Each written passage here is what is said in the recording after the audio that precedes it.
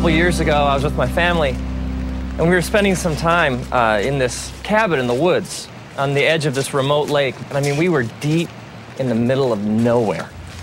And one morning, my son Trace and I, we woke up and set out to take a walk around the lake. It was one of those mornings, like not a cloud in the sky, and the birds are singing, and my son Trace, he's about a little over a year old at the time. And so he's making all these little chirps and squawks that one-year-old boys make. And I had him in one of those hiking backpacks where he rode back here. So as I walk along, I can hear him making all his noises. And so we head out through the woods to walk around the lake. And it's just one of those, you ever have those moments, like if you could just freeze them? It's just so beautiful. And we get to the other side of the lake, and we're exactly at the halfway point. We're the farthest possible point from the cabin, and we're rounding the bend to head back, and I look up and I notice clouds. And then it starts to rain. It always rains, doesn't it? It's interesting because the scriptures say all sorts of things about rain and storms. When Jesus is teaching about what it means to live like the fullness of life in his kingdom, when Jesus speaks of it, he speaks of two different people. He speaks of a person who builds their house on sand, someone who chooses to reject his teachings, and someone who builds their house on rock, who chooses to build their life on Jesus' teachings. And then the metaphor he uses is that of a storm that comes, and the person who rejects his teachings and his truth, essentially the house built on sand just gets destroyed, but the house that's built on rock stands. So this idea, Jesus says, when the rains come, it's not like they might, they do. It rains in our lives a lot. At first, there's a drop here and a drop there, and so I put Trace's hood over his head. But what I didn't know was that he pulled it off. And so gradually the drops, they get bigger and bigger, and they fall faster and faster. And in no time, it is pouring. I mean, the kind of rain that just soaks, it plasters your hair against your head, and the kind that just drenches your clothing.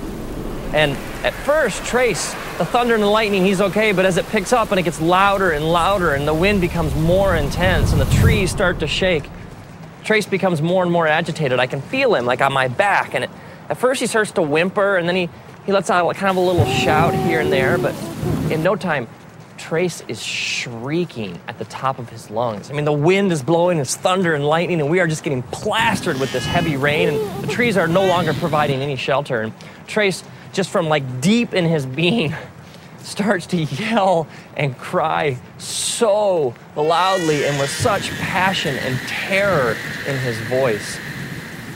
It's interesting, because if you take like the word cry and you search the scriptures, you find this word comes up over and over again. Like even the book of Psalms, just the book of Psalms. If you're like start reading through, it speaks over and over and over again of crying out to God. And God says these amazing things, like he says, when you cry out to me, I listen. He even says, I cannot ignore the cry of somebody who's afflicted. It's like if I'm hurting, lost, soaking wet, scared, confused, God says, you cry out and I hear. God even says that when you cry, he's close to the brokenhearted. He's close to those who cry out and admit they're scared, lost, soaking wet, and confused. See, there is this false, twisted idea out there among religious people that somehow you got to have it all together to have a relationship with God.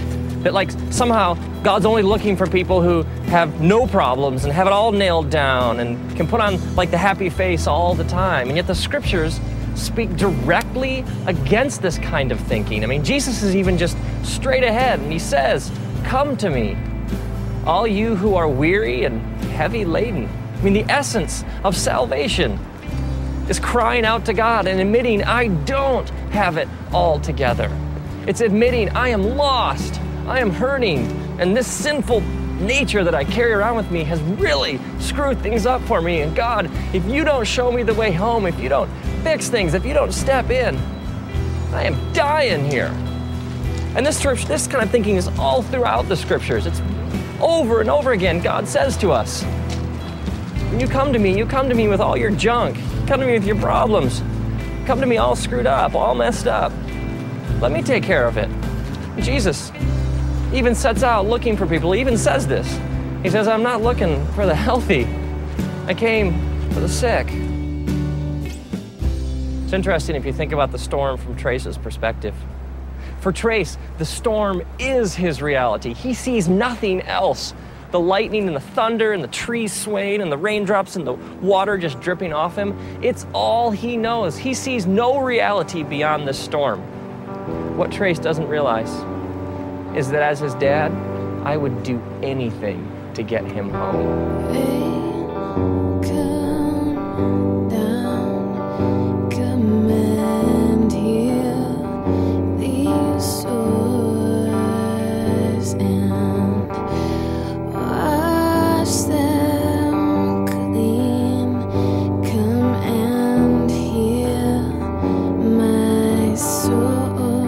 So at this point, Trace is shrieking at the top of his lungs in stereo right behind my head.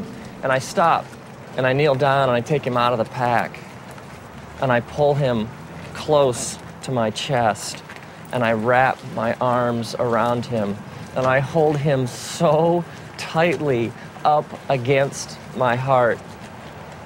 And for the last mile of our walk, the entire time, I bend over and I whisper into his ear over and over again, I love you, buddy.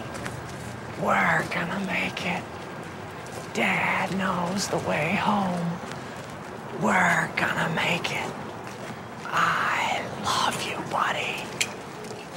And over and over and over again, through the storm, I carry him home, clutched tightly against my chest, whispering, I love you, buddy. We're gonna make it.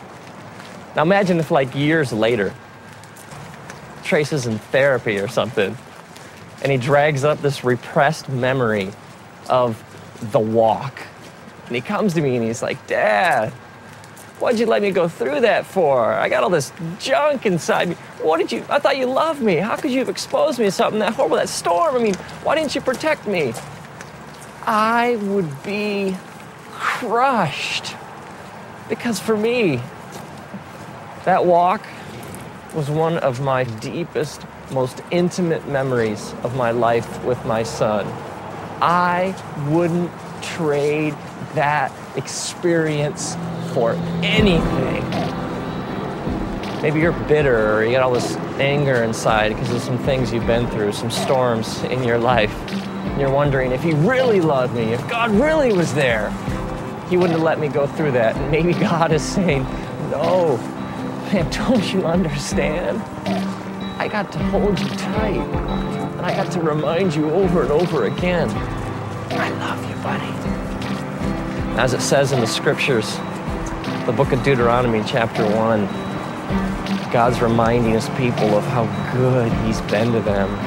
He says, remember, I carried you like a father carries a son.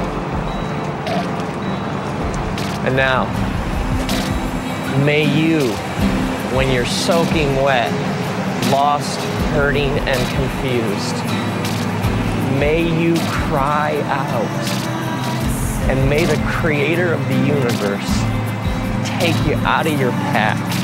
And may he hold you tight up against his chest. May he wrap his eternal loving arms around you, and may you hear him whisper, I love you, buddy.